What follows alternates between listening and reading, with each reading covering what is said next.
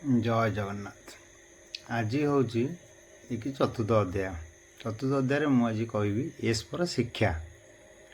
ଶିକ୍ଷା ହେଉଛି ଏମିତି ଗୋଟେ ଜିନିଷ, ପ୍ରାୟତଃ ଲୋକ ଭାବନ୍ତି ଶିକ୍ଷା ଗ୍ରହଣ କରୁଛୁ ମାନେ ପାଠ ପଢ଼ୁଛୁ।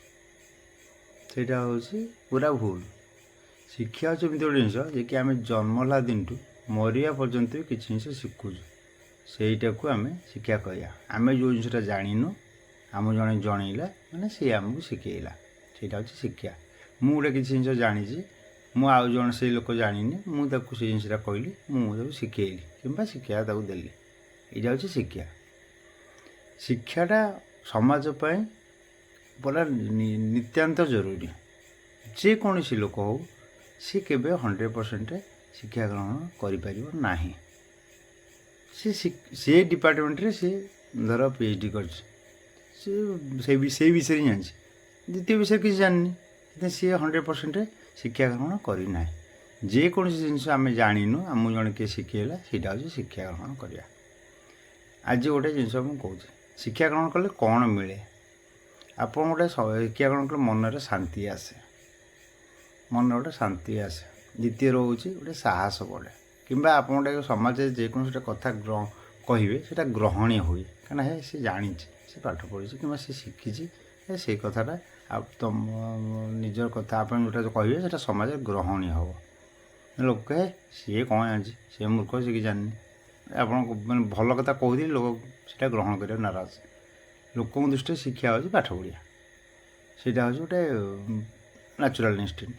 ଲୋକଙ୍କ ମାନେ ଶିକ୍ଷା ଗ୍ରହଣ କରୁଛନ୍ତି, ଲୋକ ଭଡ଼କିନି ଭାବିବେ ଯେ କି ପାଠ ପଢ଼ୁଛି, ସେଇଟା ହେଉଛି ପୁରା ଭୁଲ।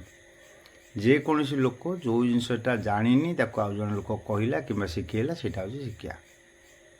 ଯେଉଁ ଲୋକ କହୁଛି ସିଏ ହେଉଛି ତୁମର ଇନଡାଇରେକ୍ଟଲି ଶିକ୍ଷକ। ଆମେ ଏହା ଭାବୁ, ଆପଣ ଶିକ୍ଷକ ଭାବିପାରନ୍ତି ନ ଭାବିପାରନ୍ତି, କିନ୍ତୁ ସିଏ ହେଉଛି ସେ ଆପଣଙ୍କୁ ଶିଖେଇଲା, ଯେ କି ଆପଣ ତାକୁ ଶିକ୍ଷକ ବୋଲି ଭାବି ହିଁ ପାରିବେନି ଯେ ଏ ମୋତେ ଶିଖାଉଛନ୍ତି, ଏ ଶିକ୍ଷକ। ଦ୍ୱିତୀୟ ରହୁଛି ଶିକ୍ଷା କାହିଁକି ଆବଶ୍ୟକତା ପୁରା ସମାଜ ପାଇଁ। ଗୋଟିଏ କହିଲି ଯେ ଶିକ୍ଷା କଲେ ଆପଣ ଏଇସବୁ କଥାଟା ମନରେ ସବୁ ସରଳ ମନୋଭାବ ହେବ। ଯେ ଉଚ୍ଚଶିକ୍ଷିତ ଆପଣ ଲକ୍ଷ୍ୟ କରିଥିବେ, ସେ ସ୍ଥିର ମସ୍ତିଷ୍କ, ସରଳ ମନୋଭାବର ଲୋକ, ଏମିତି ନୁହେଁ ଯେ ସମସ୍ତେ 100%। ବହୁତ ଲୋକ ଅଛନ୍ତି ବହୁତ ଶିକ୍ଷା ଗ୍ରହଣ କରିଛନ୍ତି, ଏମିତି କାମ କରୁଛନ୍ତି ଆପଣ ଭାବିବେନି ଯେ ସେ ଶିକ୍ଷା ଗ୍ରହଣ କରିଛନ୍ତି। ଡକ୍ଟରମାନେ ରେପ୍ କରୁଛନ୍ତି, ତା'ର ମିନିଂ କ'ଣ? ସେ ଭଗବାନଙ୍କ ଦ୍ୱିତୀୟ ସଦସ୍ୟ ହେଉଛନ୍ତି ଡକ୍ଟର। ସେ ପାଠର ଶେଷ ସୀମା, ଭଗବାନଙ୍କ ସହିତ ସମାନ କରାଯାଇଛି, କିନ୍ତୁ ସିଏ ଏଇ ଜିନିଷ କରୁଛନ୍ତି। ଯିଏ ପାଠ ପଢ଼ାଉଛି ଟିଚର, ସିଏ ଦେଖୁଛନ୍ତି ଆମର କେମିତି ସବୁ କାର୍ଯ୍ୟକଳାପ କରୁଛନ୍ତି। ସେଇଟା ମାନେ ଶିକ୍ଷାର ପରିଭାଷା ନୁହେଁ, କି ସେଇଟା ନୁହଁ ଯେ ଯିଏ ସେ ଶିକ୍ଷା ଗ୍ରହଣ କରିଛି ସିଏ ସଚ୍ଚୋଟ, ସିଏ ସରଳ ମନୋଭାବ, ସିଏ ସ୍ଥିର ମସ୍ତିଷ୍କ, ନାହିଁ। କିନ୍ତୁ ଏଇଟା ନ୍ୟାଚୁରାଲ୍ ଇନଷ୍ଟିଣ୍ଟ, ମାନେ ଯିଏ ଶିକ୍ଷା ଗ୍ରହଣ କରୁଛି ତା'ର ଏଇଟା ହେବା କଥା। ସେ ଯଦି ଅଦର କ'ଣ କରୁଛି, ତା ସେଇଟା ତା ମାଇଣ୍ଡର ମାନେ ତା ମୁଣ୍ଡର ସେଇଟା ଚିନ୍ତାଧାରା, ସେଇଟା ଶିକ୍ଷାର କିଛି ମାନେ ତାର ନାହିଁ। ତା ଚିନ୍ତାଧାରାଟା ସେଇଆ, ସେ ଯେତେ ପାଠ ପଢ଼ିଗଲେ ତା ଚିନ୍ତାଧାରା ଚେଞ୍ଜ ହେଇପାରିବନି। ଏବେ ଗୋଟେ ମୁଁ ଏକ୍ଜାମ୍ପଲ୍ ଦେଉଛି, ଆପଣ ସେଇଟା ସମସ୍ତେ ଲକ୍ଷ୍ୟ କରିଥିବେ, କିନ୍ତୁ କେବେ ସେଇଟା ଆପଣ କେବେ କାହାକୁ କରୁଥିବା ଦେଖିକି ତାକୁ ବନ୍ଦ କରୁନଥିବେ। ତାହେଲେ ସେଇଟା ହେଉଛି କ'ଣ ନା, ସେଇଟା ହେଉଛି ଆମର ଦୁର୍ବଳତା, କିମ୍ବା ଆମେ ସେଇଟାକୁ ମାନେ ପରିପ୍ରକାଶ କରିପାରୁନୁ। ସେଇଟା ଯେ ଆମେ ଜାଣିଛୁ କିନ୍ତୁ ସେଇଟା ପରିପ୍ରକାଶ କରୁନୁ। ଆପଣମାନେ ତ ନିଶ୍ଚିନ୍ତ ଯାଉଥିବେ ରାସ୍ତାରେ ଗଲାବେଳେ ଗୋଟେ ରେଲୱେ କ୍ରସିଂ ପଡ଼େ, ଲୋକ କହନ୍ତି ଗେଟ୍ ପଡ଼ିଗଲା। ଆପଣ ଯାଉଛନ୍ତି, ଦେଖିବେ ହଠାତ୍ ଟ୍ରେନ୍ଟା ଯାଉଛି, ଗେଟ୍ ପଡ଼ିଛି। ଟ୍ରେନ୍ ଯାଇନି କିନ୍ତୁ ଗେଟ୍ଟା ପଡ଼ିଛି। ଲୋକ କହନ୍ତି ହେ ଗେଟ୍ଟା ପଡ଼ିଗଲା, ଆଉ ଗୋଟେ ମିନିଟ୍ ଆଗରୁ ଯାଇଥିଲେ ପଳେଇଥାନ୍ତୁ। ଆଉ ଏଇଟା ସମସ୍ତେ ଲକ୍ଷ୍ୟ କରିଥିବେ, ସମସ୍ତ ମାଇଣ୍ଡକି ବି ଏଇଟା ଆସି। ଯଦି ବି ଆପଣ ଯାଉଥିବେ ଦେଖିବେ ଜଷ୍ଟ ଗେଟ୍ ପଡ଼ିବାକୁ ଆଉଛି, ଆଉ ଅଧା ହେଇଛି, ଆପଣ ହର୍ନ ମାରୁଥିବେ ଗାଡ଼ିରେ, ହଉ ଇଏ ହଉ, ଯାଇକି ମୁଁ କେମିତି ପଳାଏ। ପଡ଼ିଥିବ ଆପଣ ଲକ୍ଷ୍ୟ କରିଥିବେ, ଆପଣ ଯାଇ ଠିଆ ହେଇଥିବେ, ଆପଣ ମନକୁ ଆସୁନଥିବ ଯେ ଏଇଟା କାହିଁ ପଡ଼ିଛି। ଆପଣ ମୋତେ ଟ୍ରେନ୍ଟା ଯାଉଛି ବୋଲି ପଡ଼ିଛି। ଆଉ ସେଇଟା ହେଉଛି ପୁରା ଭୁଲ। ଆପଣଙ୍କ ଚିନ୍ତାଧାରାଟା ମାନେ ଚିନ୍ତା କରନ୍ତୁ, ଏଇଟା ହେଉଛି ପ୍ରଥମ ରୁଲ୍। କାହିଁକିନା ସେଇଟା ପଡ଼ିଲେ କି ନ ପଡ଼ିଲେ ବି ସେ ଟ୍ରେନ୍ ଯିବ, ତାର ସାଙ୍ଗରେ କିଛି ସାମର୍ଥ୍ୟ ନାହିଁ। ସିଏ ପଡ଼ିଥାଉ ନ ପଡ଼ିଥାଉ ଟ୍ରେନ୍ଟା ଯିବ, ସେଇଟା ତା ପାଇଁ, ଟ୍ରେନ୍ ପାଇଁ ନୁହଁ। ସେଇଟା ହେଉଛି ଆମମାନଙ୍କର ସେଫ୍ଟି ପାଇଁ ସେଇଟା ପକା ହେଇଛି, ଯେ ଆମେ କାଳେ ଗଲେ ଆମର କ'ଣ କ୍ଷତି ହେବ, ଆମର କ'ଣ ହେବ, ସେଥିପାଇଁ ସେଇଟା ପକା ହେଇଛି। ସେଥିପାଇଁ ଷ୍ଟପ୍ ବି ଲେଖା ହେଇଛି। ଷ୍ଟପ୍ ରେଳ ପାଇଁ ଲେଖା ହେଇଛି। ଯଦି ଷ୍ଟପ୍ ଲେଖା ହେଇଛି ପଡ଼ିଛି, ତାହେଲେ ସେଇଟା କାହା ପାଇଁ ଲେଖା ହେଇଛି? ସେଇଟା ଆମମାନଙ୍କ ପାଇଁ। କିନ୍ତୁ ଲୋକ କ'ଣ କରୁଥିବେ ଆପଣ ଲକ୍ଷ୍ୟ କରିଥିବେ ସେଠି ଆପଣ ଯେ ଲାଇନ୍ ଏଇଠି ହେଇଥିବେ କିଏ ସାଇକେଲ ଗଳେଇକି କିଏ ଚାଲିକି କିଏ ବୁଲିକି ବୋଧେ ଟ୍ରେନ୍ ତ ଆସିନି ଚାଲ ପଳେଇ ଚାଲ କହି ପଳଉଥିବେ ଯେ ଆମେ ଗୋଟେ ସେକେଣ୍ଡର ବାଟ ଆମେ ପଳେଇଲେ ଆମର ଫାଇଦା ଆଉ ଆମେ ପଳେଇବୁ ଆମେ କାହିଁ ଠିଆ ହେବୁ।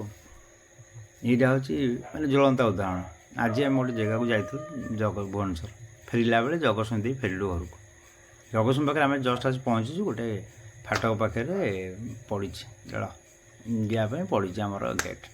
ଆମେ ଠିଆ ହେଇଛୁ ସେଠି 3ଟା ପିଲା ସାଇକେଲରେ ଆସି ପହଞ୍ଚିଲେ ଆସି କଥା ହେଲେ କହିଲେ ଟ୍ରେନ୍ ଆସିନା ଚାଲ ପଳେଇ ଚାଲ ଗଳିକି ସେ ଏପଟରୁ ସେପଟୁ ଗଲେ। ସେ ପାଠ ପଢ଼ିଆ ପିଲା ସେ ଏଠୁ କ'ଣ ସମାଜକୁ ଶିକ୍ଷା ଦେଉଛନ୍ତି ଏଥିରୁ ସେ କ'ଣ ସମାଜକୁ ଶିକ୍ଷା ଦେଉଛନ୍ତି ସେ ପାଠଶାଠ ପଢ଼ୁଛନ୍ତି ସ୍କୁଲ ଯାଇଛନ୍ତି ସ୍କୁଲ ଡ୍ରେସ୍ରେ ଅଛନ୍ତି ସେ କ'ଣ ଏଥିରୁ ଶିଖୁଛନ୍ତି କିମ୍ବା ସେ ଏଠି କ'ଣ ଶିକ୍ଷା ଗ୍ରହଣ କରୁଛନ୍ତି। ସେ ଏଥିରୁ ମାନେ ଗୋଟାଏ ମିନିଟ୍ ସେ ରହିବାକୁ ନାରାଜ ତାଙ୍କ ସେଫ୍ଟି ପାଇଁ ସେଇଟା ହେଇଛି କିନ୍ତୁ ସେ ରହିବାକୁ ନାରାଜ। ସେ ପିଲା ଆଗକୁ ଯାଇ କ'ଣ ଶିକ୍ଷିତ ହେବେ ଆପଣ ଲକ୍ଷ୍ୟ କରୁଥିବେ କ'ଣ ସେ ପାଠ ପଢ଼ିକି କ'ଣ ସେ ମଣିଷ ହେବେ ସେ କ'ଣ ସମାଜକୁ ଶିକ୍ଷା ଶିଖେଇବେ ସେ ସମାଜକୁ ଆଗକୁ ଯାଇ ଶିଖେଇବେ କିନ୍ତୁ ସର୍ଟକଟ୍ରେ ନିଜର ଫାଇଦା ଦେଖ ସର୍ଟକଟ୍ରେ କେମିତି ଇନକମ୍ କରୁ ସର୍ଟକଟ୍ରେ କେମିତି ସମାଜକୁ ଠକିବୁ ସର୍ଟକଟ୍ରେ କେମିତି ଠକିକି ବଡ଼ ଲୋକ ହେଇଯିବୁ ଆମେ ସର୍ଟ ସମୟରେ କେମିତି ବହୁତ ପଇସା ଇନକମ୍ କରୁ ସିଏ ଆଗକୁ ଯାଇ ଏଇ ଚିନ୍ତା କରି ନିଜର ଫାଇଦାଟା ସବୁ ଦେଖିବେ। ସେ କେବେ ଅନ୍ୟର ଫାଇଦା ଦେଖିବେ ହିଁ ନାହିଁ କାରଣ ତାଙ୍କର ମାଇଣ୍ଡରେ ହିଁ ସେଇଟା ନାହିଁ। ଏଇଠି ଯେ ନିଜ ସେଫ୍ଟିକି ଇଏ ନ କରିକି ଗଳି ପଳାଉଛନ୍ତି ସିଏ କ'ଣ ସମାଜକୁ ଶିକ୍ଷା ଦେବେ ସିଏ କ'ଣ ଯାଇକି ସମାଜର ଇଏ ହେବେ। ଏଇଟା ଗୋଟେ ଛୋଟ ଜିନିଷ ଉଦାହରଣ। ଏହା ଲମ୍ବା ଭିଡ଼ିଓ ହେଇଗଲାଣି ସେଥିପାଇଁ ଆଜି ଏତିକି। ଆଉ ଗୋଟେ ଶିକ୍ଷାର ଉଦାହରଣ ମୁଁ ଆପଣଙ୍କୁ ଦେବି ଆଗାମୀ ଏପିସୋଡ଼ରେ ଆପଣ ସେଇଟାକୁ ଶୁଣିବେ ମାନେ ଭାବିବେ ଯେ ଏମିତି ବି ଶିକ୍ଷାନୁଷ୍ଠାନ ଗଭର୍ଣ୍ଣମେଣ୍ଟର ଅଛି ଯେ କି ଏମିତି ଜାଗାରେ ବି ଅଛି ଆପଣ କଳ୍ପନା କରିପାରିବେନି। ସେଠି ବି ଶିକ୍ଷା କ'ଣ ଦିଆହେଉଛି ସେଠି ବି ସବୁ ପିଲା ପାଠ ପଢ଼ୁଛନ୍ତି ସେଠି ସବୁ ପିଲା କଲେକ୍ଟର ହେବେନି କି ଆଇଏଏସ୍ ହେବେନି କିନ୍ତୁ ସେ ବିଷୟରେ କହିବି ଆଗାମୀ ଅଧ୍ୟାୟରେ ଆପଣମାନେ ଦେଖିବେ ଯେ ସେମିତି ବି ଶିକ୍ଷାନୁଷ୍ଠାନ ଅଛି ସେମିତି ବି ଶିଖାଯାଉଛି ସେମିତି ବି ଲୋକ ଶିଖୁଛନ୍ତି ସେମିତି ବି ପିଲା ଶିଖୁଛନ୍ତି କି ଆପଣ ତାଙ୍କୁ ଭାବିବେ ଯେ ମାନେ ଇଏ ଗଭର୍ଣ୍ଣମେଣ୍ଟ ଓଡ଼ିଶାରେ ଗଭର୍ଣ୍ଣମେଣ୍ଟ ସ୍କୁଲରେ ଏଭଳି ଅଛି ଆପଣ ଚିନ୍ତା ବି କରିପାରିବେନି ମାନେ ଏମିତି ଜାଗାରେ ବି ସେମିତି ନୁହେଁ ସେ ଡେଭଲପମେଣ୍ଟ ଜାଗା କଟକ ଭୁବନେଶ୍ୱର ଇଏ ସେ କି ସେ ଡେଭଲପମେଣ୍ଟ ଜାଗା ବି ନୁହଁ ଅନଡେଭଲପମେଣ୍ଟ ଜାଗା ଯେଉଁଟା ଆପଣ କଳ୍ପନା ବି କରିପାରିବେନି ସେମିତି ବି ଶିକ୍ଷାନୁଷ୍ଠାନ ଅଛି ସେମିତି ବି ଲୋକଙ୍କୁ ଶିଖାଉଛନ୍ତି।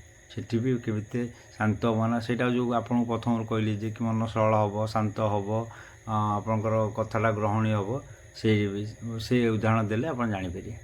ରହିଲି ନମସ୍କାର ଜୟ ଜଗନ୍ନାଥ ଶୁଭରାତ୍ରି ସମସ୍ତେ ଭଲରେ ରୁହନ୍ତୁ।